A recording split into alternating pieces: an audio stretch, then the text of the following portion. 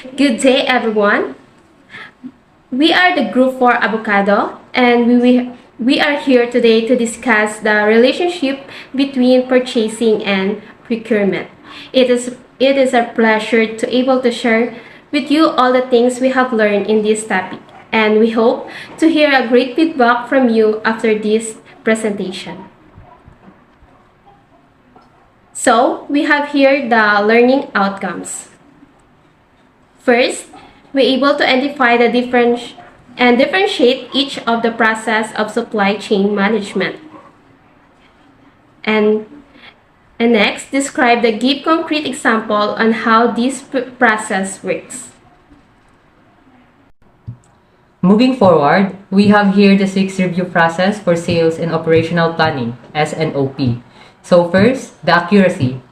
If we talk about accuracy process in S&OP, this means a business with an accurate sales forecast can effectively plan its financial future. As a result, your organization can make a better business decision because you have a clear idea of your incoming revenue and cash flow. Next is the second, process accountability. In this case, the S&OP requires all participants to know their responsibilities and for this to be clearly defined between functions. Decision making is taken at the correct level of the organization, and the senior team only hears about and deals with serious issues and problems. So, the third, resultant financial impact. This has a top-down focus, enables control and predictability forecast definition, or talk about the budgeting. So next, the future risk assessment. So future risk assessment managed to instruct employees on how a particular procedure should be carried out and lays out boundaries of responsibility. It can be used to satisfy legal compliance requirements too. So the next, capacity constraint. It's look at the demands for the products and react accordingly, ideally producing the correct amount of inventory for the consumer or the next step in the supply chain. And lastly, resource allocation. Resource allocation is essential in project management as it allows you to plan and prepare for project implementation or achieving goals. It helps schedule resources in advance and provides an insight into the project team's progress. In addition, quick reaction time, intelligent and informed decision making, and boosted shareholder confidence. These are the sum of the benefits you stand to gain from an efficient sales and operational planning S&OP process.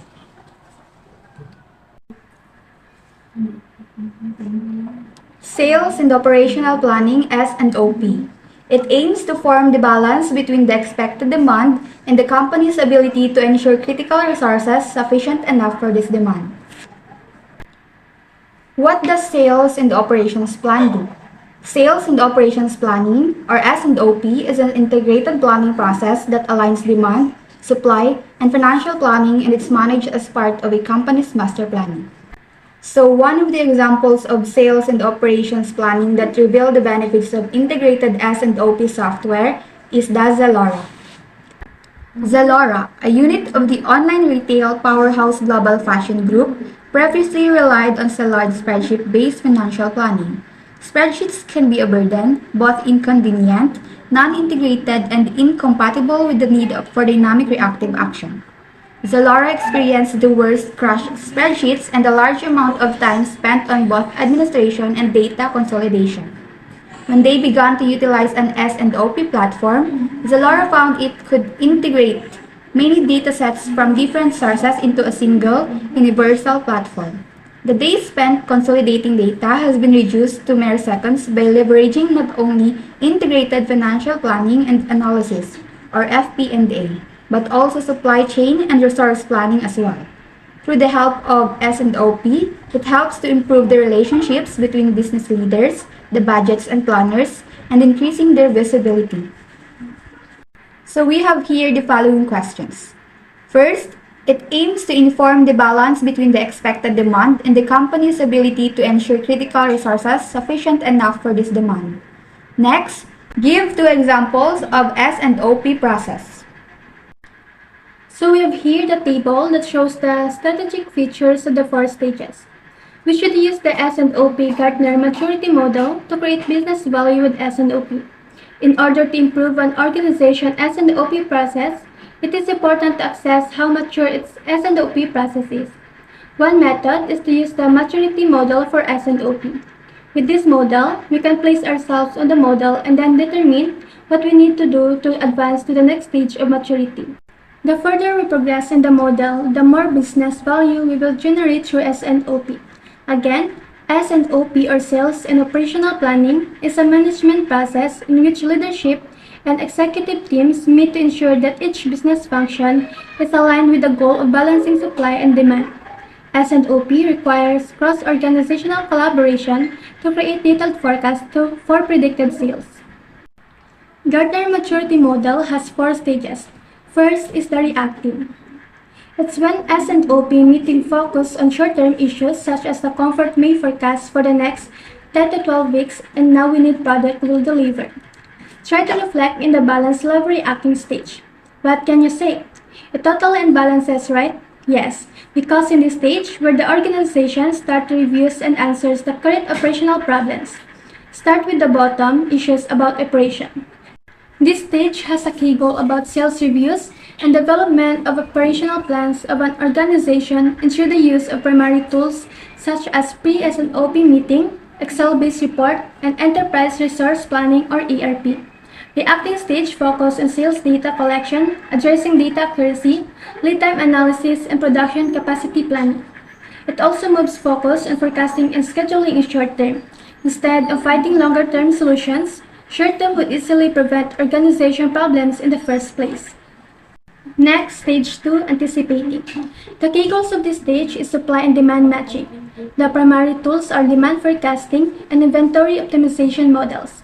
And the focus is intelligence gathering, sales forecast, accuracy, assurance of data, integrity, and linking S&OP to a strategic execution.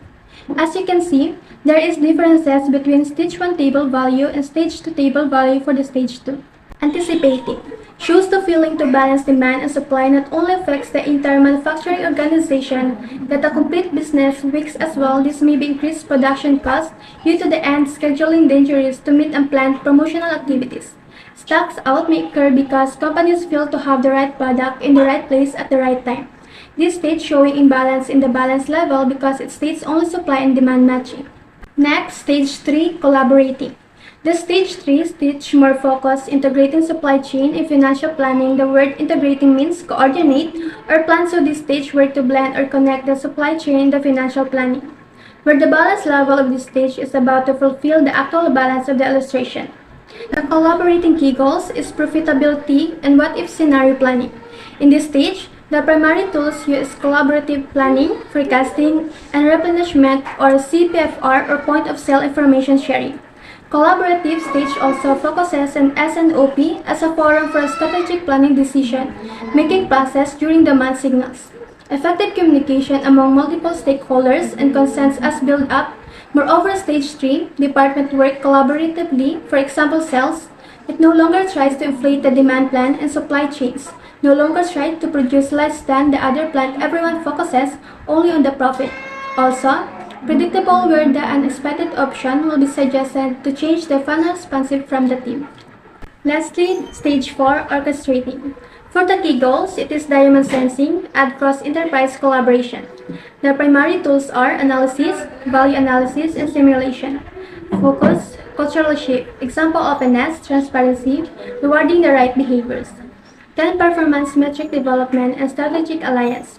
So as you can see in the balance level, it's already balanced because the reason, if the stitches shows the balance table, which collaboration was induced communication and negotiation between sales and marketing part, icing distribution, manufacturers, and senior management. The challenge is collaborative decision making. It results in a balanced demand and supply plan. For the next slides, it shows the process on how S&OP works.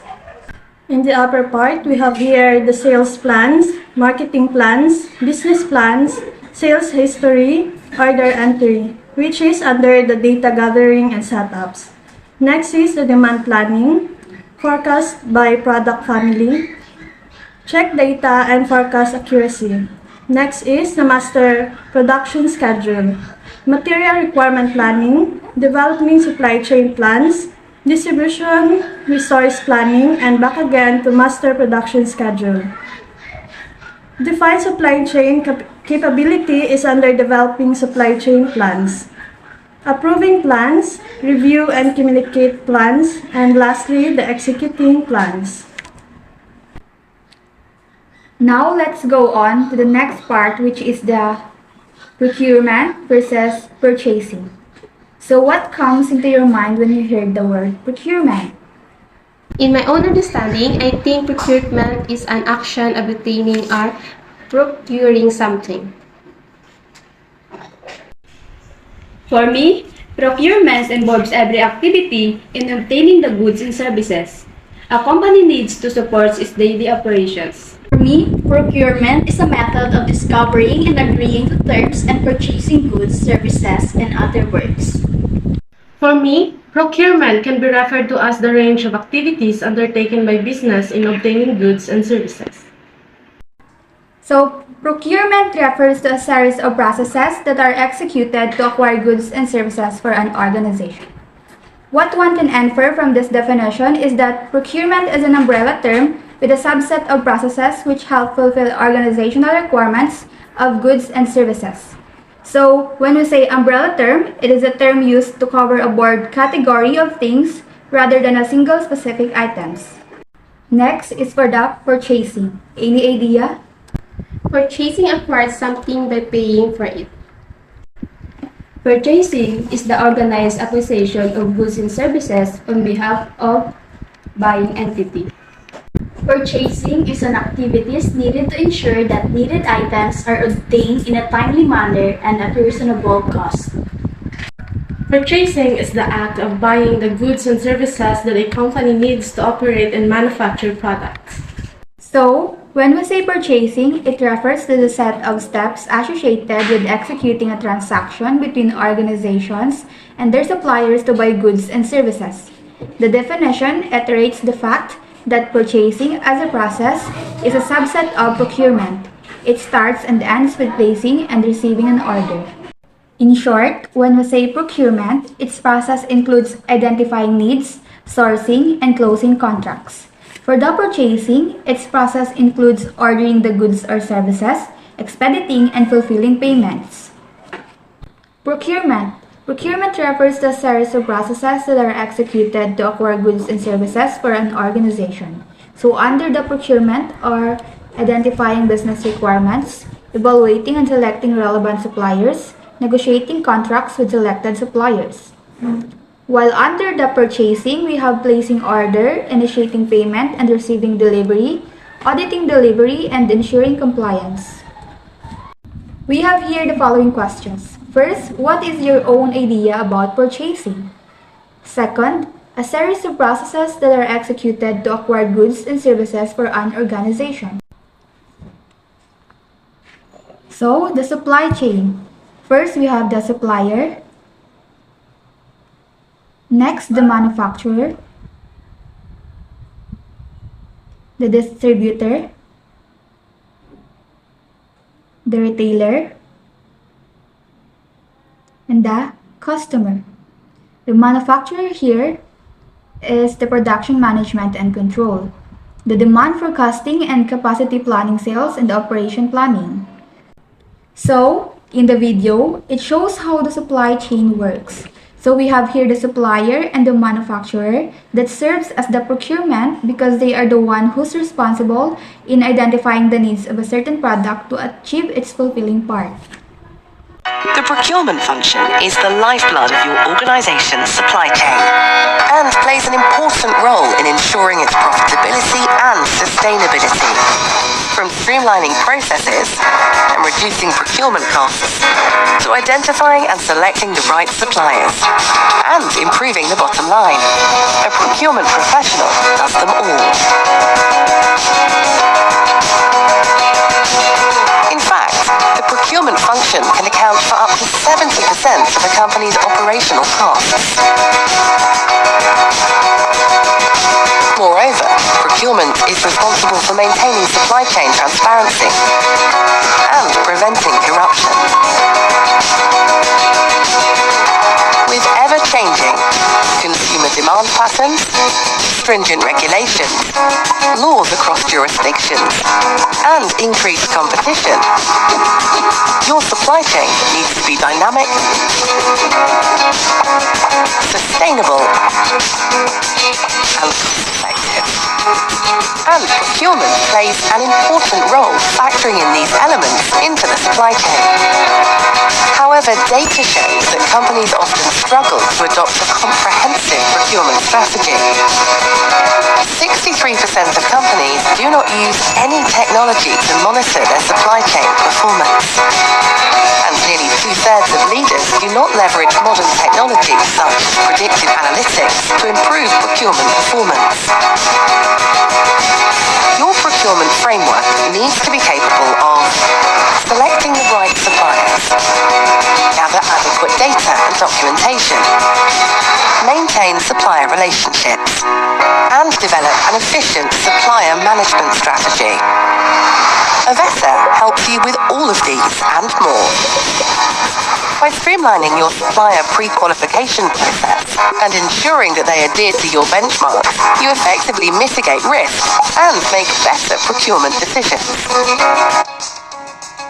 Moreover, with the Avessa Connect platform, you can identify and hire pre-qualified suppliers, adequately train contract workers before they arrive on site, evaluate contractor performance based on data, and improve visibility and control of the supply chain.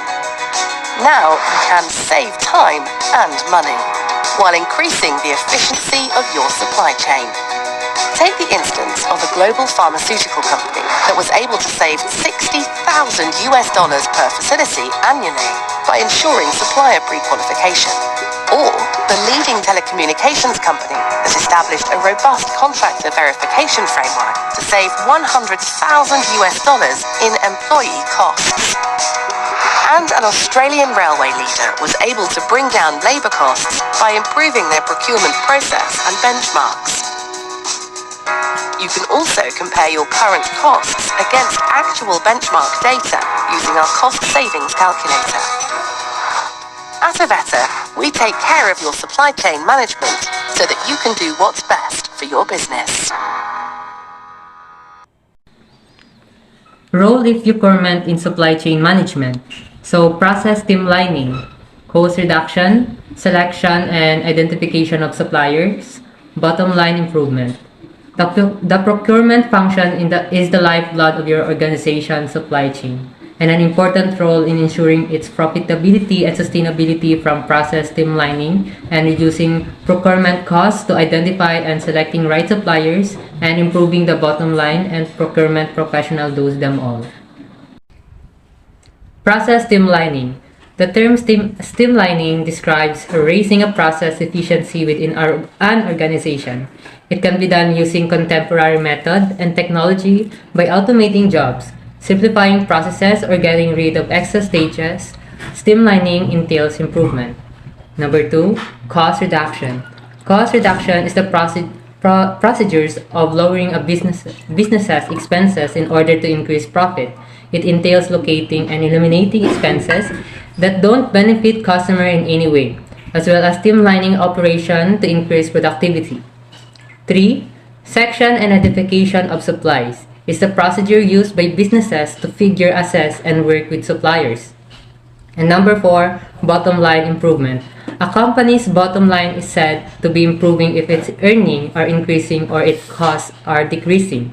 Most businesses want to boost their bottom lines simultaneously by generating top-line growth in revenues and enhancing efficiency or cutting costs.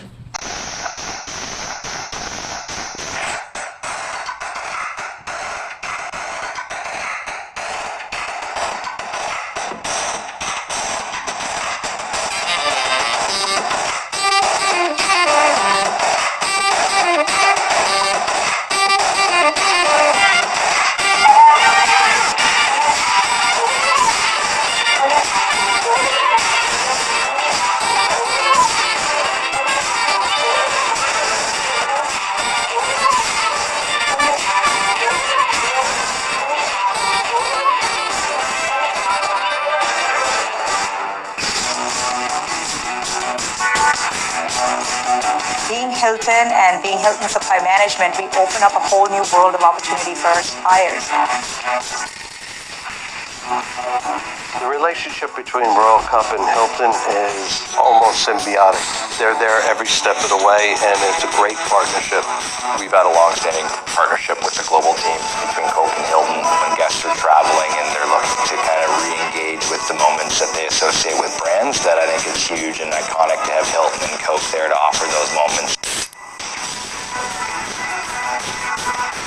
HSM is a really integral part of what we're doing in that it gives an owner an easy one-stop shop for all of their supply needs.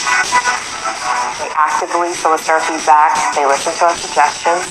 A great example is our recent work with them creating brand FF&E packages that we will be using for our renovation. They know the Hilton product, what we're looking for, so we didn't have to worry about guessing if we're going to get the right material. They went and sourced all of their suppliers to get the best pricing for the owner and also meet our construction timeline. That's something we've never experienced before with another procurement agent. HSM has hired really remarkable individuals. They bring credibility to what we're offering from HSM.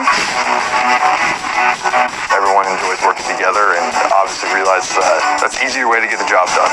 We've gone above and beyond to really deliver the intangibles, starting with genuine relationships with our owners, strong connections with our suppliers, and strategic collaboration with our brands. They're open for new ideas. They're nimble. They've been flexible. A lot of changes have been made that have been effective for all of us. And I still think that they're open for more and more success as we grow the business.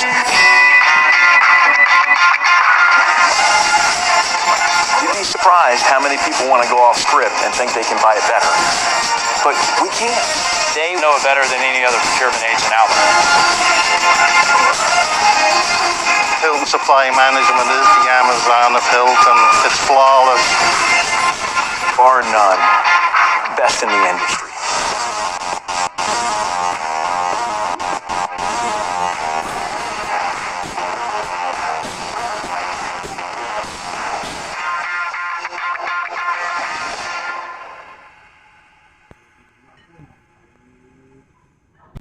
Hilton Company work together at every stage of the process, or for the entire duration of it. Royal Cup and Hilton have almost powerful connection. This collaboration produces fantastic brand partnerships. Their connection to the owners also enable them to grow their companies. Collaboration with brands and strong relationships with suppliers are also important.